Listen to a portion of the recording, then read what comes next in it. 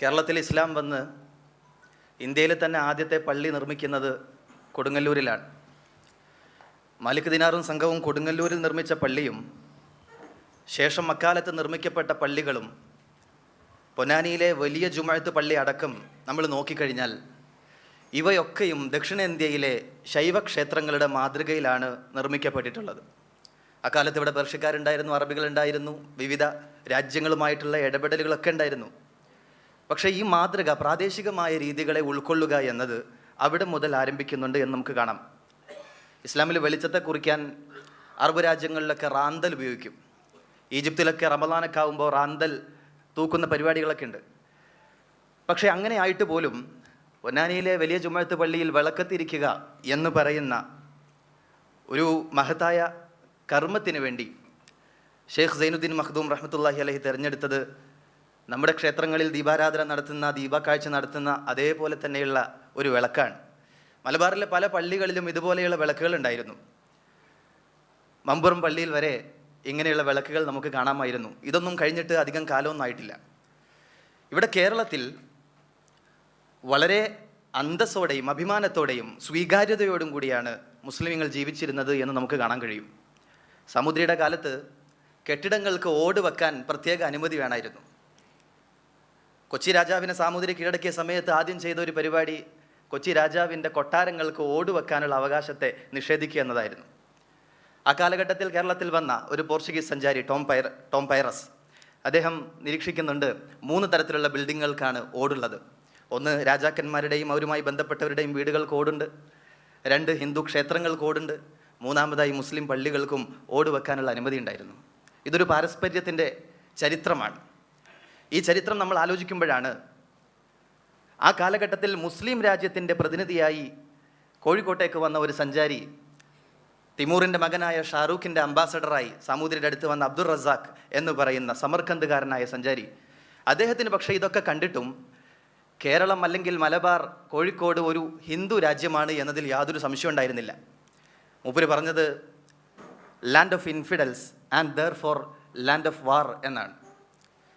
ഇങ്ങനെ ഇസ്ലാമിക ലോകത്തു നിന്ന് വന്ന ഒരു സഞ്ചാരി വിലയിരുത്തുന്ന ഈ നാട് വൈദേശിക ആക്രമണത്തിന് വിധേയമാകുമ്പോൾ, പോർച്ചുഗീസുകാരുടെ ആക്രമണം ഉണ്ടാകുമ്പോൾ, സാമൂതിരി എന്ന് പറയുന്ന വിശ്വാസിയായ, ബഹുദൈവ വിശ്വാസിയായ ഒരു രാജാവിൻ്റെ കീഴിൽ വൈദേശിക ആധിപത്യത്തിനെതിരെ പോരാടുന്നത് ഒരു മുസ്ലിമിൻ്റെ ജീവിതത്തിലെ പുണ്യമായ ഒരു ഇബാദത്തായ ജിഹാദാണ് എന്ന് പ്രഖ്യാപിക്കാൻ ഷെയ്ഖ് സൈനുദ്ദീൻ മഖ്ദൂമിന് യാതൊരു തടസ്സങ്ങളുണ്ടായില്ല. മതത്തിൻ്റെ അതിർവരമ്പുകൾക്കുള്ളിൽ നിന്ന്, മദ്ഹബിൻ്റെ അതിർവരമ്പുകൾക്കുള്ളിൽ നിന്ന് ആ ഒരു പ്രഖ്യാപനം നടത്തിയതിൻ്റെ പേരിൽ സൈനുദ്ദീൻ മഖ്ദൂമിൻ്റെ അഭിപ്രായത്തെ ആരും തള്ളിപ്പറഞ്ഞതായിട്ട് അറിവില്ല. ഈ ചരിത്രം ഒരു ബഹുദൈവ വിശ്വാസിയായ ഒരു രാജാവിൻ്റെ കീഴിൽ രാജ്യത്ത് സമാധാനവും സ്വാതന്ത്ര്യവും മുസ്ലിങ്ങൾക്ക് ജീവിക്കാനുള്ള അവകാശങ്ങളും ഒക്കെയുള്ള നാട്, ആ നാടിനെ പ്രൊട്ടക്റ്റ് ചെയ്യേണ്ടത് തഹ്രീൽ വഹ്ലിൽ ഈമാനി ലി ജിഹാദി അല അബദത്തി സുൽബാൻ, ജിഹാദിന് വേണ്ടി വിശ്വാസികളെ പ്രേരിപ്പിക്കുന്ന ഒരു പദ്യം ഷെയ്ഖ് സൈനുദ്ദീൻ മഖ്ദൂം എഴുതുകയുണ്ടായി. മാത്രമല്ല, മഹാനായ ഖാദി മുഹമ്മദ്, നമുക്കറിയാം, മുഹ്യുദ്ദീൻ മാലയുടെ രചയിതാവാണ്. മഹാനവറുകൾ വെള്ളിയാഴ്ച പ്രസംഗത്തിൽ പരിപാവനമെന്ന് കരുതപ്പെടുന്ന നമ്മുടെ ഏറ്റവും പാവനമായ മിമ്പറിൽ നിന്ന് സാമൂതിരിക്ക് വേണ്ടി ജിഹാദ് ചെയ്യാൻ ആളുകളോട് ആഹ്വാനം ചെയ്യുന്ന ചരിത്രം നമുക്ക് കാണാൻ കഴിയും. ഖുതുബ് അൽ ജിഹാദിയ എന്ന പേരിൽ അത് സമാഹരിക്കപ്പെട്ടിട്ടുണ്ട്. ഫതുഹുൽ മുബീൻ ലിസ്സാമിരി അല്ലദി യുഹിബ്ബുൽ മുസ്ലിമീൻ, മുസ്ലിമീങ്ങളെ സ്നേഹിക്കുന്ന സാമൂതിരിയുടെ വ്യക്തമായ വിജയം എന്ന ഒരു പദ്യവും ഖാദി മുഹമ്മദിൻ്റെതായിട്ടുണ്ട്. അപ്പോൾ ഇതൊക്കെ നമ്മളോട് പറയുന്നത് ഒരു ബഹുസ്വര സമൂഹത്തിൽ അവിടുത്തെ അധികാരി, അവിടുത്തെ രാജാവ്, രാഷ്ട്രീയ നേതൃത്വം, വിശ്വാസിയാകട്ടെ അവിശ്വാസിയാകട്ടെ, സ്വത്വബോധം നിലനിർത്തിക്കൊണ്ട് തന്നെ മതേതര കക്ഷികളോട് ചേർന്ന് നിന്ന് പ്രവർത്തിക്കാനുള്ള രാഷ്ട്രീയ പാരമ്പര്യമാണ് നമ്മുടെ പാരമ്പര്യം എന്നാണ് ഈ ചരിത്രം മുഴുവനും നമ്മളോട് വിളിച്ചു പറയുന്നത്. സാംസ്കാരിക രംഗത്തും ഈ ഒരു കൂടിക്കലരൽ നമുക്ക് കാണാവുന്നതാണ്. അന്നത്തെ കോഴിക്കോടിൻ്റെ ഏറ്റവും വലിയ സാംസ്കാരിക ഉത്സവം മാമാങ്കമാണ്. മാമാങ്കത്തിൻ്റെ ശരിതെറ്റുകളെക്കുറിച്ചോ കർമ്മശാസ്ത്രമല്ല നമ്മുടെ വിഷയം. പക്ഷേ മാമാങ്കം നടക്കുന്ന സമയത്ത് ആ മാമാങ്കത്തിൻ്റെ തട്ടിൽ സാമൂതിരി രാജാവ് ഇരിക്കുമ്പോൾ അതിൻ്റെ ഇടത് വശത്ത് നിൽക്കാൻ, ഏറ്റവും വിശ്വസ്തരായ ആളുകൾ നിൽക്കുന്ന സ്ഥലത്ത് നിൽക്കാൻ അവകാശം ഉണ്ടായിരുന്ന 2 വ്യക്തികളിൽ ഒരാൾ തുറമുഖ മേധാവിയായ ഷാഹ് ബന്ദർ എന്ന മുസ്ലിം, 2 കോഴിക്കോട്ടെ ഖാദിയുമായിരുന്നു എന്ന് ഇന്ന് നമുക്ക് ചരിത്ര പുസ്തകങ്ങൾ വായിക്കുമ്പോൾ, കേംബ്രിഡ്ജ് യൂണിവേഴ്സിറ്റി പ്രസ് ഇറക്കിയ Malabar Muslims A different perspective എന്ന LRS ലക്ഷ്മിയുടെ പുസ്തകത്തിലൊക്കെ വിവിധ രേഖകളെ ഉദ്ധരിച്ച് ഈ കാര്യം പറയുന്നുണ്ട്. ഇങ്ങനെ വിശാലമായ ചരിത്രം. ഇതൊക്കെ കേൾക്കുമ്പോൾ സമൂഹത്തിൻ്റെ ഉപരിവർഗത്തോട് മാത്രം എൻഗേജ് ചെയ്തിരുന്ന ഒരു കമ്മ്യൂണിറ്റിയാണ് എന്ന് പറഞ്ഞ് നമ്മളങ്ങനെ മനസ്സിലാക്കണ്ട. വളരെ താഴേക്കിടയിലുള്ള കമ്മ്യൂണിറ്റി, വളരെ കീഴാളരായ ജനവിഭാഗത്തോട് ചേർന്ന് നിന്ന് പ്രവർത്തിച്ച പാരമ്പര്യം നമുക്ക് കാണാം. അവരുടെ ആഘോഷങ്ങൾക്ക് അനുമതി കൊടുത്തത് കാണാം. എത്രത്തോളം എന്ന് ചോദിച്ചാൽ, ഒരു രാജ്യമാകുമ്പോൾ അവിടെ ബിസിനസ് നടക്കണം, കച്ചവടം നടക്കണം. ജാതി വ്യവസ്ഥ നിലനിൽക്കുന്ന ഒരു രാജ്യത്ത് വളരെ സ്വതന്ത്രമായി കച്ചവടം നടത്താനോ തൊഴിലാളികളെ സംഘടിപ്പിക്കാനോ ഒന്നും സാധിക്കില്ല.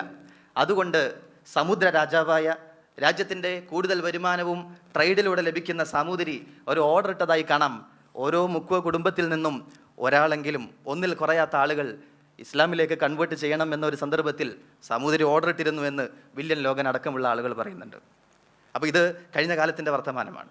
മമ്പുറം തങ്ങൾ, അതുപോലെ ഫضل പൂക്കോയ തങ്ങൾ റഹ്മത്തുള്ളാഹി അലൈഹി, അവരൊക്കെ ഇവിടുത്തെ താഴ്ന്ന കീഴാള ജാതിക്കാരുമായി ഒരുമിച്ചിരുന്ന് മിശ്രഭോജനം നടത്തിയതിൻ്റെ ചരിത്രം നമുക്ക് ഇന്നലകളിൽ വായിച്ചെടുക്കാൻ കഴിയും.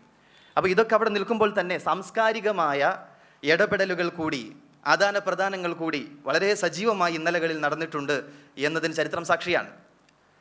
ഇവിടെ മരുമക്കത്ത സമ്പ്രദായം അത് ഹൈന്ദവ കമ്മ്യൂണിറ്റിയിൽ നിന്ന് വന്നതാണ് എന്നതിൽ സംശയമില്ല. അതിൻ്റെ അനന്തരാവകാശ വസ്തുതകളൊക്കെ മാറ്റിവെച്ചാലും ആ സമ്പ്രദായം എന്ന രീതിയിൽ ഇന്നും കേരളത്തിലെ മുസ്ലിങ്ങൾക്കിടയിൽ അത് നിലനിൽക്കുന്നുണ്ട്. നമ്മുടെ ഒരുപാട് പണ്ഡിതന്മാർ ആയുർവേദ പണ്ഡിതന്മാരായിരുന്നു, ആയുർവേദം പഠിച്ച ആളുകളായിരുന്നു. കൃത്യമായി വേദ പാരമ്പര്യത്തിലൂടെ കൈമാറി വരുന്ന അഥർവവേദത്തിൻ്റെയോ ഋഗ്വേദത്തിൻ്റെയോ ഒരു ഉപവേദം എന്ന് പരിചയപ്പെടുത്തപ്പെടുന്ന, വേദങ്ങളോടുകൂടി അഭ്യസിക്കപ്പെട്ടിരുന്ന ആയുർവേദം അഭ്യസിക്കാനും അത് പ്രചരിപ്പിക്കാനും നമുക്ക് തടസ്സമായിട്ടില്ല. കളരിയെക്കുറിച്ച് പറയുകയാണെങ്കിൽ അത് കുറച്ചുകൂടി മതപരതയുള്ള സാധനമാണ്. കളരി അഭ്യസിക്കുന്ന തട്ടിൻ്റെ പേര് പൂത്തട്ട്, അതുപോലെ പൂന്തറ, ഗണപതി തറ, ഗുരുത്തറ എന്നൊക്കെയാണ്. അതിൻ്റെ ഓരോ മുറകളിലും ഹിന്ദു പുരാണ പുരുഷന്മാരുടെ പേരുകളുണ്ട്. ബാലി വഴി, ഭീമൻ വഴി, ഹനുമാൻ വഴി എന്നൊക്കെയാണ് അതിൻ്റെ ഓരോ സ്റ്റൈലുകളൊക്കെ പരിചയപ്പെടുത്തുന്നത്. അപ്പോൾ ഇത്രത്തോളം മതപരതയുള്ള കളരിയെ പോലും വളരെ സെക്യുലറായി സമീപിക്കുകയും അതിനെ ഒരു ആയോധന കല എന്ന രീതിയിൽ അഭ്യസിക്കുകയും പ്രചരിപ്പിക്കുകയും ചെയ്തത് കേരളത്തിലെ സുന്നി പണ്ഡിതന്മാരാണ്. വലിയൊരു പക്ഷം പണ്ഡിതന്മാർ കളരി അഭ്യാസികളായിരുന്നുവെന്ന് നമുക്ക് കാണാൻ കഴിയും. ഇതുപോലെ ഒരുപാട് ഉദാഹരണങ്ങൾ. നമ്മുടെ ഒക്കെ ഒരു മാപ്പിള കലാരൂപമായി അറിയപ്പെടുന്ന കോൽകളി, ഹിന്ദുക്കളുടെ ഇടയിലും മുസ്ലിങ്ങളുടെ ഇടയിലും ഒക്കെ കോലുകളിയുണ്ട്, ക്രിസ്ത്യാനികളുടെ ഇടയിലും കോൽകളിയുണ്ട്. കളരിയിൽ നിന്നും വന്നതാണ് എന്ന് പറയപ്പെടുന്നു. ഈ കേരളത്തിലെ വലിയൊരു പണ്ഡിതന്മാർ ഇറാഖി സമർക്കന്തി ത്വരീക്കളുടെ അടിസ്ഥാനത്തിൽ ഒരു വിഭാഗം പണ്ഡിതന്മാർ എതിർത്തപ്പോഴും വലിയൊരു വിഭാഗം പണ്ഡിതന്മാർ അത് അനുവദനീയമാണ് എന്ന കാഴ്ചപ്പാട് സ്വീകരിച്ച ആളുകളാണ്. ഇങ്ങനെ അങ്ങോട്ട് പോന്നാൽ വാസ്തുവിൻ്റെ കാര്യം എടുത്താൽ, വാസ്തുവിനോട് പേഴ്സണലായി നമുക്ക് യോജിപ്പില്ല. എന്നാലും വാസ്തുദേവനെ ആസ്ഥാനപ്പെടുത്തി നമ്മുടെ ആർക്കിടെക്ചർ രൂപകൽപ്പന ചെയ്യുന്നത് ഹൈന്ദവ സഹോദരന്മാർ ചെയ്യുന്ന കാര്യമാണ്. പക്ഷേ വലിയൊരു വിഭാഗം പണ്ഡിതന്മാർ അതും ഒരു പ്രാദേശികമായ ശാസ്ത്രം എന്ന രീതിയിൽ മാത്രം അതിനെ സമീപിക്കുകയും അത് നോക്കാം എന്ന് അനുവാദം കൊടുക്കുകയും ചെയ്തിട്ടുണ്ട്. അതുപോലെ ഒരുപാട് ഉദാഹരണങ്ങൾ ഇങ്ങനെ സാംസ്കാരികമായ നമ്മുടെ കൈമാറ്റങ്ങളുടെ, ആദാന പ്രദാനങ്ങളുടെ ചരിത്രത്തിൽ നമുക്ക് വായിച്ചെടുക്കാൻ കഴിയും. ഇതൊക്കെ ഇന്നലകളിൽ കടന്നുപോയ നമ്മുടെ ചരിത്രമാണ്. ഈ ചരിത്രങ്ങളുടെയൊക്കെ അടിസ്ഥാനത്തിൽ നമ്മൾ സ്വീകരിക്കേണ്ട നിലപാട്, ഒരു തെറ്റ് വരാത്തിടത്തോളം കാലം, മഴ്സിയത്ത് വരാത്ത, ഹറാമ് വരാത്ത, ഇസ്ലാമിൻ്റെ അടിസ്ഥാന പ്രമാണങ്ങൾക്ക് വിരുദ്ധമാകാത്ത കാര്യങ്ങളെ സ്വീകരിക്കുക എന്നത് നമ്മുടെ പാരമ്പര്യമാണ്, നമ്മുടെ രീതിയാണ് എന്ന് മാത്രമാണ് ഓർമ്മിപ്പിക്കാനുള്ളത്. എത്രത്തോളം എന്ന് വെച്ചാൽ ഇബ്നു ബത്തൂത്ത പറയുന്നുണ്ട്, അദ്ദേഹം സഞ്ചരിക്കുന്ന സമയത്ത് സ്വയം അബ്ദുള്ള എന്ന് പരിചയപ്പെടുത്തുന്ന സൂഫി സന്യാസിമാരെ കാണാനിടയായി. അവരിങ്ങനെ കേരളത്തിൻ്റെ മണ്ണിലൂടെ സഞ്ചരിക്കുകയാണ്. ജാതി വ്യവസ്ഥ നിലനിൽക്കുന്ന കാലത്ത് ഈ സഞ്ചരിക്കുന്ന സൂഫികൾ താമസിച്ചിരുന്നത് അമ്പലങ്ങളിലായിരുന്നു എന്ന് വരെ നമുക്ക് ചരിത്രത്തിൽ വായിച്ചെടുക്കാൻ കഴിയും. ഇത് ഏകപക്ഷീയമായ ഒരു കാര്യമല്ല, ഇസ്ലാം മാത്രം സ്വീകരിച്ച അല്ലെങ്കിൽ മുസ്ലിങ്ങൾ മാത്രം സ്വീകരിച്ച ഒരു കാര്യമല്ല. മറുഭാഗത്തും നമുക്കിത് കാണാൻ കഴിയും. ഉത്തര കേരളത്തിലെ തെയ്യം അതൊരു റിച്വലാണ്. പക്ഷേ ആ തെയ്യത്തിൽ തൊപ്പി ധരിച്ച നമസ്കരിക്കുന്ന മാപ്പിള തെയ്യങ്ങളിൽ ഒരുപാട് മുസ്ലിം കഥാപാത്രങ്ങൾ അവിടെ പ്രമേയമായി വരാറുണ്ട്, കഥാപാത്രങ്ങളായി പ്രത്യക്ഷപ്പെടാറുണ്ട്.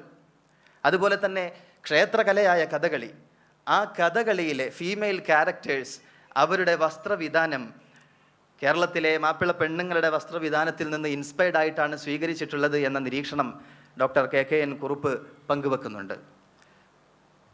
അതുകൊണ്ട് തന്നെ ഇത്തരം രീതികളും സമ്പ്രദായങ്ങളും സാംസ്കാരികമായ കൈമാറ്റങ്ങളും ഒക്കെ നിലനിന്നിരുന്ന നമ്മുടെ നാടിൻ്റെ ഈ പാരമ്പര്യത്തെ, ഈ ചരിത്ര വായനയെ നമ്മൾ നടത്തുമ്പോൾ ഈ സമയത്ത്, ഈ സാഹചര്യത്തിൽ ഇതിനൊക്കെ ഏറെ പ്രസക്തിയുണ്ട് എന്ന് നമുക്ക് തോന്നിപ്പോവുകയാണ്. 2005 ചെയർമാൻ പെരുമാൾ ചേരമാൻ മസ്ജിദ് സന്ദർശിച്ച അന്നത്തെ രാഷ്ട്രപതിയായിരുന്ന APJ അബ്ദുൽ കലാം അദ്ദേഹം ആ പള്ളിയുടെ മുമ്പിൽ നിന്ന് പറയുകയുണ്ടായി, ഈ പള്ളിയാണ് ലോകത്തിന് മാതൃകയാകേണ്ടത്, ഈ പള്ളിയാണ് രാജ്യത്തിന് മാതൃകയാകേണ്ടത്.